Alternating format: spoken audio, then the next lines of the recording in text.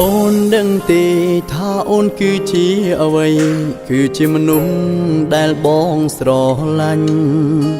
ហើយស្រឡាញ់បំផុតនៅក្នុងមួយជីវិតបងសងខឹមអូនជួយថែដងហាមស្នេហ៍បងប្រាប់ឲ្យហើយថ្ងៃក្រោយហាមអូនបដូរចិត្តព្រោះជីវិតបងបញ្ញាទុំនឹងស្រីបើគ្មានអូនជីវិតក៏គ្មានន័យច្បាំងរីងរៃព្រោះរងចាំថ្ងៃស្លាប់មិនចង់លីពីងថាបាយក៏មិនចង់ឃ្លាតចេញពីស្រីមិនឲ្យខ្វល់អ្នកដទៃខ្វល់តែបងម្នាក់បានហើយទោះអ្នកណា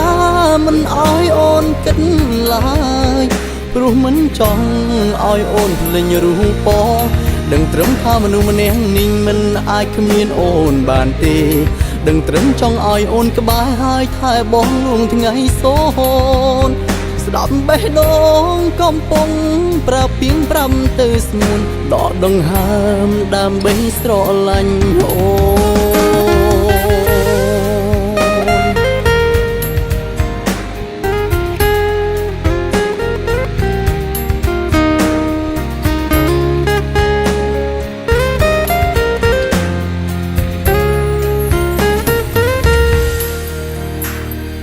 អូនដឹងទេថាអូនគឺជាអ្វីគឺជាមនុស្សដែលបងស្រឡាញ់ហើយស្រឡាញ់បំផុតនៅក្នុងមួយជីវិតបងសងខឹមអូនជួយថែដងហាមស្នេហ៍បងប្រាប់ឲ្យហើយថ្ងៃក្រោយហាមអូនបដូរចិត្តព្រោះជីវិតបងបញ្ញាទុំនឹងស្រីបើគ្មានអូនជីវិតក៏គ្មានន័យច្បាំងរីងរៃព្រោះរងចាំថ្ងៃស្លាប់មិនចង់លីពីងថាបាយក៏មិនចង់ឃ្លាតចេញពីស្រីមិនឲ្យខ្វល់អ្នកដទៃខ្វល់តែបងម្នាក់បានហើយទោះអ្នកណាមិនឲ្យអូនគិតឡើយព្រោះមិនចង់ឲ្យអូនភ្លេចរូបបងដឹងត្រឹមថាមនុស្សម្នាក់នេះមិនអាចគ្មានអូនបានទេដឹងត្រឹមចង់ឲ្យអូនក្បែរហើយថែបងលួងថ្ងៃសូនស្ដាប់បេះដូងកំពុង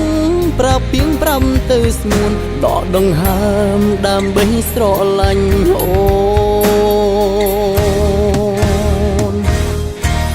មិនចង់លីពីងថាបាយក៏មិនចង់ឃ្លាតចេញពីស្រី